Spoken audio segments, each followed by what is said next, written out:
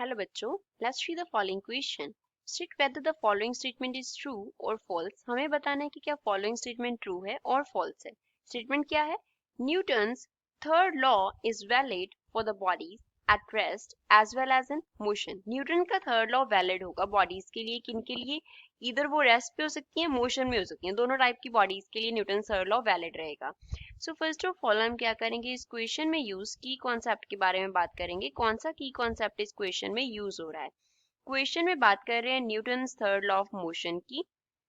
Newton's third law of motion. Newton's third law of motion हमारे पास क्या होता है? That every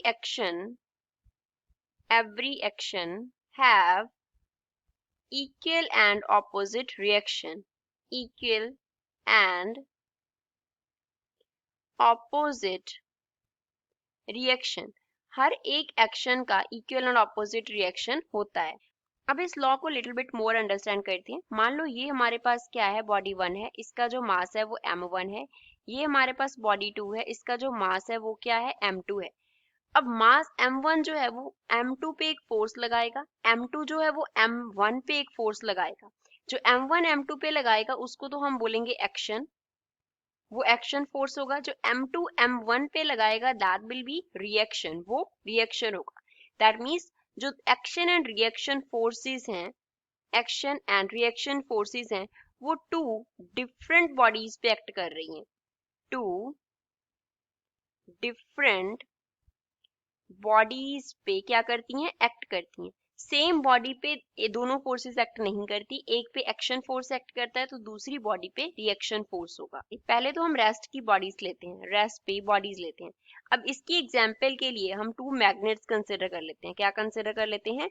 magnets. अब मान लो हमारे पास ये मैग्नेट है, इसका ऐसे हमने रख दिया. ये क्या है, नॉर्थ पोल है, ये क्या है, साउथ पोल है. और यहाँ पे ये हमने एक दूसरा मैग्नेट रख दिया, इसका ये नॉर्थ पोल है, इसका ये साउथ पोल है. अब ये दोनों क्या करेंगी, एक दूसरे को अट्रैक्ट करेंगी. दोनों मैग्नेट्स एक दूसरे को अट्रैक्ट करेंगी क्योंकि साउथ पोल क्या करता है, नॉर्थ पोल को अट्रैक्ट करता है. तो ये क्या है, हमारे पास फर्स्ट मैग्नेट है. फर्स्ट मैग्नेट ने दूसरी मैग्नेट को अट्रैक्ट किया तो उसको हम क्या बोलेंगे कि फर्स्ट मैग्नेट ने क्या परफॉर्म किया, एक्शन. तो दूसरी मैग्नेट फर्स्ट को अट्रैक्ट कर रही है तो जो दूसरी मैग्नेट की तरफ से वो हमारे पास क्या हो जाएगा, रिएक्शन हो जाएगा. तो जो बॉडीज थी वो रेस्ट पे थी, उन पे क्या एक्ट किया, एक्शन एंड रिएक्शन फोर्स जो है वो एक्ट किया. तो न्यूटन थर्ड लॉ रेस्ट की बॉडीज के लिए वैलिड है. अब हम एग्जाम्पल कंसिडर करेंगे जब बॉडीज जो है वो मोशन में होंगी, जब बॉडीज जो है वो मोशन में होंगी. अब इसके लिए मान लो ये क्या है, हमारे पास फ्लोर है. ये लाइन जो है वो हमारे पास रिप्रेजेंट कर रही है फ्लोर को. और इसके ऊपर जो एक पर्सन है वो वॉक कर रहा है. किसकी एग्जाम्पल हम ले रहे हैं, कौन सा मोशन है, पर्सन इज वॉकिंग. इस फ्लोर के ऊपर एक पर्सन जो है वो वॉक कर रहा है. अब हम यहाँ पे एक पर्सन जो है वो वॉक करेगा तो उसका क्या होगा, यहाँ पे फुट होगा. इस तरीके से ये लेग हो गई और ये क्या हो गया, फुट हो गया. यहाँ पे ये हमने क्या रिप्रेजेंट किया है, फुट रिप्रेजेंट किया और this is the leg of the person.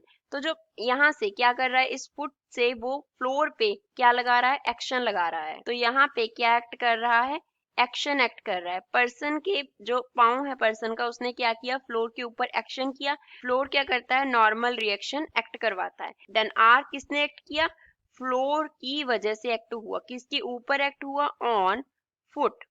Foot के ऊपर एक्ट हुआ तो ये क्या हो गया, आर हमारे पास रिएक्शन हो गया. That means Newton third law is valid for bodies in rest as well as in motion.